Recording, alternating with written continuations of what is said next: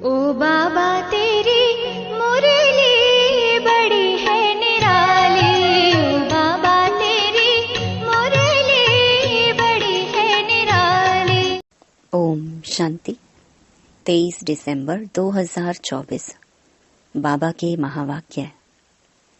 मीठे बच्चे, तुम बाप के पास आते हो रिफ्रेश होने। बाप के मिलने से भक्ति मार्ग की सब थकान दूर हो जाती है। प्रश्न: तुम बच्चों को बाबा किस विधि से रिफ्रेश करते हैं? उत्तर: पहला, बाबा ज्ञान सुना सुना कर तुम्हें रिफ्रेश कर देते हैं। दूसरा, याद से भी तुम बच्चे रिफ्रेश हो जाते हो। वास्तव में सतयुग है सच्ची विश्रामपुरी। वहां कोई अप्राप्त वस्तु नहीं जिसको प्राप्त करने के लिए परिश्रम करना पड़े। तीसरा, शिव बाबा की गोद में आते ही तुम बच्चों को विश्राम मिल जाता है, सारी थकान दूर हो जाती है। ओम शांति। बाप बैठ समझाते हैं, साथ में यह दादा भी समझते हैं, क्योंकि बाप इन दादा द्वारा बैठ समझाते हैं।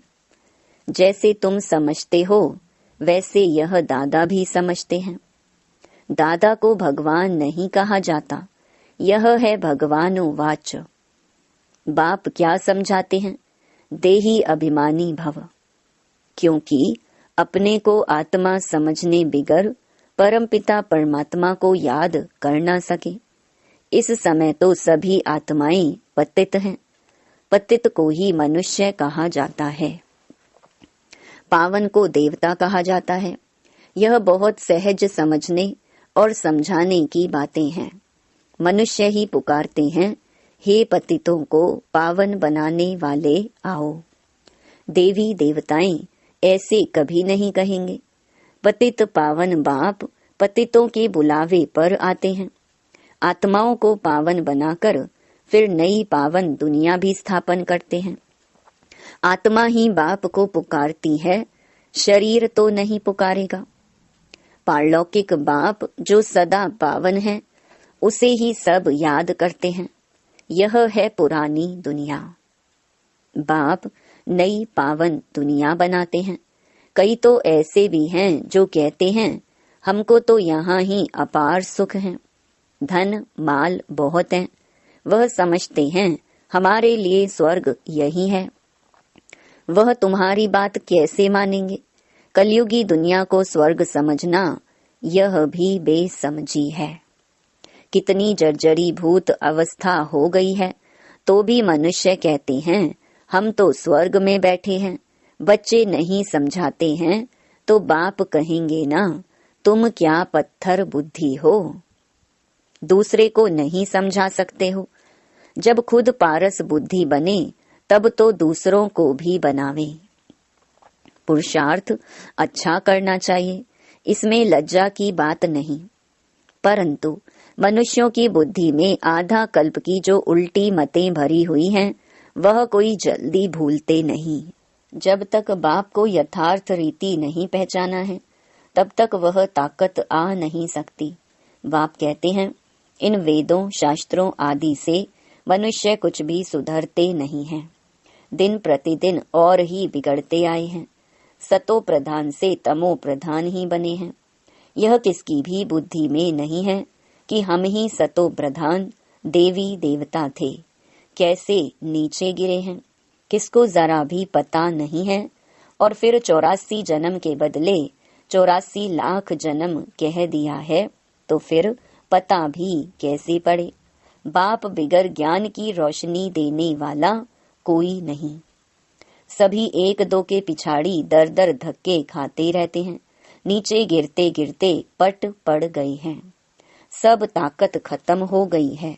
बुद्धि में भी ताकत नहीं जो बाप को यथार्थ जान सके। बाप ही आकर सबकी बुद्धि का ताला खोलते हैं, तो कितने रिफ्रेश होते हैं।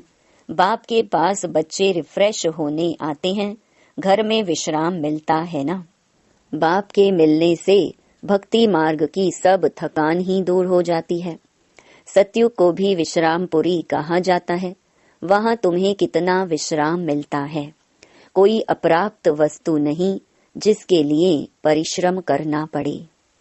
यहाँ रिफ्रेश बाप भी करते हैं तो यह दादा भी करते हैं। शिव बाबा की गोद में आते कितना विश्राम मिलता है। विश्राम माना ही शांत। मनुष्य भी थककर विश्रामी हो जाते हैं। कोई कहाँ विश्राम के लिए जाते हैं ना, लेकिन उस विश्राम में रिफ्रेशमेंट नहीं। यहाँ तो बाप तुम्हें कितना ज्ञान सुनाकर रिफ्रेश करते हैं। बाप की याद से भी कितने रिफ्रेश होते और तमो प्रधान से सतो प्रधान भी बनते जाते हो। सतो प्रधान बनने के लिए यहाँ बाप के पास आते हो। बाप कहते हैं, मीठे मीठे बच्चों, बाप को याद करो। बाप ने समझाया है कि सारे सृष्टि का चक्कर कैसे फिरता है, सर्व आत्माओं को विश्राम कैसे और कहाँ मिलता है। तुम बच्चों का फर्ज है सबको बाप का पैगाम देना। बाप कहते हैं, मुझे याद करो तो इस वर्षे के तुम मालिक बन जाएंगे। बाप इस संगम युग पर नई स्वर्ग की दुनिया रचते हैं, जहाँ तुम जाकर मालिक बनते हो। फिर द्वापर में माया रावण के द्वारा तुम्हें श्राप मिलता है, तो पवित्रता, सुख, शांति, धन आदि सब खत्म हो जाता है। कैसे धीरे धीरे खत्म होता है वह भी बाप ने समझाया है। दुख धाम में कोई विश्राम थोड़े ही होता है, सुख धाम में विश्राम ही विश्राम है। मनुष्यों को भक्ति कितनी थकाती है। जन्म जन्मांतर भक्ति से कितने थक जाते हैं, कैसे एकदम कंगाल बन गए हो। ये सारा राज बाप बैठ समझाते हैं। नए नए आते हैं तो उन्हें कितना समझाना होता है। हर एक बात पर मनुष्य कितना सोचते हैं, समझते हैं कहाँ जादू ना हो। अरे तुम ही कहते हो भगवान जादूगर है, तो बाप कहते हैं हाँ मैं बरोबर जादूगर हूँ, परंतु वह जादू नहीं जिससे मनुष्य भेड़ बकरी बन जाए। यह बुद्धि से समझा जाता है। यह तो जैसे रीढ़ मिसल है। गायन भी तो है सुरमंडल के साज से। इस समय तो जैसे सभी मनुष्य रीढ़ बकरियां हैं। यह बातें सारी यहाँ की हैं। इस समय का ही गायन है। कल्प के पिछाड़ी को भी मनुष्य समझ नहीं सकते। चंडिका का कितना बड़ा मेला लगता है। वह कौन थी? कहते हैं वह एक देवी थी। ऐसा नाम तो वहाँ कोई होता ही नहीं। सतयुग में कितने अच्छे सुंदर नाम होते हैं। सतयुगी संप्रदाय को श्रेष्ठाचारी कहा जाता है। कलयुगी संप्रदाय को तो कितना छी टाइटल देते हैं। अभी के मनुष्यों को श्रेष्ठ नहीं कहेंगे। देवताओं को श्रेष्ठ कहा जाता है। गायन भी है, मनुष्य से देवता किए करत न लागी वार। मनुष्य से देवता, देवता से मनुष्य कैसे बनते हैं, यह राज बाप ने तुम्हें बताया है। उनको डेटी वर्ल्ड, इनको ह्यूमन वर्ल्ड कहा जाता है। दिन को सोजरा, रात को अंधियारा कहा जाता है। ज्ञान है सोजरा, भक्ति है अंधियारा। अज्ञान नींद कहा जाता है ना। तुम भी समझते हो कि आगे हम कुछ भी नहीं जानते थे तो नेति नेति कहते थे, अर्थात हम नहीं जानते। अभी तुम समझते हो, हम भी तो पहले नास्तिक थे, बेहद के बाप को ही नहीं जानते थे। वह है असली अविनाशी बाबा। उसे सर्व आत्माओं का बाप कहा जाता है। तुम बच्चे जानते हो, अभी हम उस बेहद के बाप के बने हैं। बाप बच्चों को गुप्त ज्ञान देते हैं। यह ज्ञान मनुष्यों के पास कहाँ मिल ना सके। आत्मा भी गुप्त है। गुप्त ज्ञान आत्मा धारण करती है। आत्मा ही मुख द्वारा ज्ञान सुनाती है। आत्मा ही गुप्त बाप को गुप्त याद करती है। बाप कहते हैं बच्चों, देही अभिमानी बनो।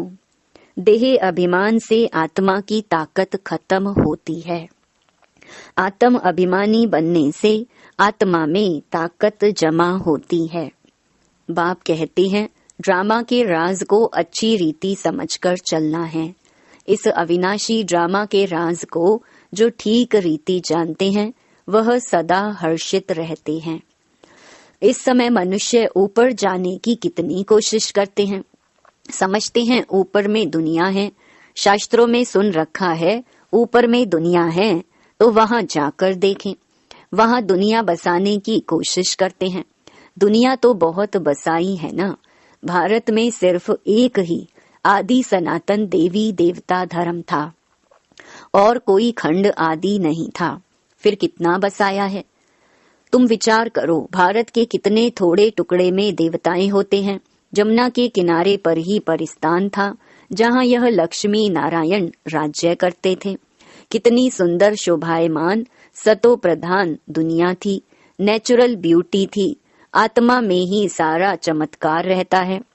बच्चों को दिखाया था श्री कृष्ण का जन्म कैसे होता है। सारे कमरे में जैसे रोशनी हो जाती है तो बाप बैठकर बच्चों को समझाते हैं, अभी तुम परिस्तान में जाने के लिए पुरुषार्थ कर रहे हो। बाकी ऐसे नहीं तालाब में डुबकी लगाने से परियां बन जाएंगे। यह सभी झूठे नाम रख दिए हैं। लाखों वर्ष कह देने से बिल्कुल ही सब कुछ भूल गए हैं। अभी तुम अभूल बन रहे हो नंबरवार पुरुषार्थ अनुसार। विचार किया जाता है इतनी छोटी सी आत्मा कितना बड़ा पार्ट शरीर से बजाती है। फिर शरीर से आत्मा निकल जाती है तो शरीर का देखो क्या हाल हो जाता है। आत्मा ही पार्ट बजाती है। कितनी बड़ी विचार की बात है। सारी दुनिया के एक्टर्स आत्माएं अपनी एक्ट अनुसार ही पार्ट बजाते हैं। कुछ भी फर्क नहीं पड़ सकता। हूबहू सारी एक्ट फिर से रिपीट हो रही है। इसमें संशय कर नहीं सकते। हर एक की बुद्धि में फर्क पड़ सकता है क्योंकि आत्मा तो मन बुद्धि सहित है ना। बच्चों को मालूम है कि हमको स्कॉलरशिप लेनी है तो दिल अंदर खुशी होती है। यहाँ भी अंदर आने से ही एम ऑब्जेक्ट सामने देखते हैं तो खुशी तो जरूर होगी। अभी तुम जानते हो हम यह देवी देवता बनने के लिए यहाँ पढ़ते हैं। ऐसा कोई स्कूल नहीं जहाँ दूसरे जन्म की एम ऑब्जेक्ट को देख सके। तुम देखते हो कि हम लक्ष्मी नारायण जैसे बन रहे हैं। अभी हम संगम युग पर हैं जो भविष्य में इन जैसा लक्ष्मी नारायण बनने की पढ़ाई पढ़ रहे हैं। कितनी गुप्त पढ़ाई है। एम ऑब्जेक्ट को देख कितनी खुशी होनी चाहिए। खुशी का पारावार नहीं। स्कूल व पाठशाला हो तो ऐसी है कितनी गुप्त, परंतु जबरदस्त पाठशाला है। जितनी बड़ी पढ़ाई उतनी ही फैसिलिटीज रहती हैं, परंतु यहाँ तुम पट पर बैठ पढ़ते हो। आत्मा को पढ़ना होता है, फिर चाहे पट पर बैठे चाहे तख्त पर, परंतु खुशी से खगियां मारते रहो कि इस पढ़ाई को पास करने के बाद जाकर यह बनेंगी। अभी तुम बच्चों को बाप ने आकर अपना परिचय दिया है कि मैं इनमें कैसे प्रवेश कर तुम्हें पढ़ाता हूँ। बाप देवताओं को तो नहीं पढ़ाएंगे। देवताओं को यह ज्ञान कहाँ। मनुष्य तो मूंझते हैं, क्या देवताओं में ज्ञान नहीं है? देवताएं ही इस ज्ञान से देवता बनते हैं। देवता बनने के बाद फिर ज्ञान की क्या दरकार है? लौकिक पढ़ाई से बैरिस्टर बन गया, कमाई में लग गया, फिर बैरिस्ट्री पढ़ेंगे क्या? अच्छा, मीठे मीठे सिकिलधे बच्चों प्रति माता पिता बाप दादा का याद प्यार और गुड मॉर्निंग। रूहानी बाप की रूहानी बच्चों को नमस्ते। धारणा के लिए मुख्य सार। पहला, अविनाशी ड्रामा के राज को यथार्थ समझ हर्षित रहना है। इस ड्रामा में हर एक एक्टर का पार्ट अपना अपना है जो हूबहू बजा रहे हैं। दूसरा, एम ऑब्जेक्ट को सामने रख खुशी में खगियां मारनी है। बुद्धि में रहे हम इस पढ़ाई से ऐसा लक्ष्मी नारायण बनेंगे। वरदान, याद और सेवा के शक्तिशाली आधार द्वारा तीव्र गति से आगे बढ़ने वाले माया जीत भव। ब्राह्मण जीवन का आधार याद और सेवा है। यह दोनों आधार सदा शक्तिशाली हो तो तीव्र गति से आगे बढ़ते रहेंगे। अगर सेवा बहुत है, याद कमजोर है, वह याद बहुत अच्छी है, सेवा कमजोर है, तो भी तीव्र गति नहीं हो सकती। याद और सेवा दोनों में तीव्र गति चाहिए। याद और निस्वार्थ सेवा साथ साथ हो तो माया जीत बनना सहज है। हर कर्म में कर्म की समाप्ति के पहले सदा विजय दिखाई देगी। स्लोगन: इस संसार को अलौकिक खेल और परिस्थितियों को अलौकिक खिलौने के समान समझकर चलो। ओम शांति।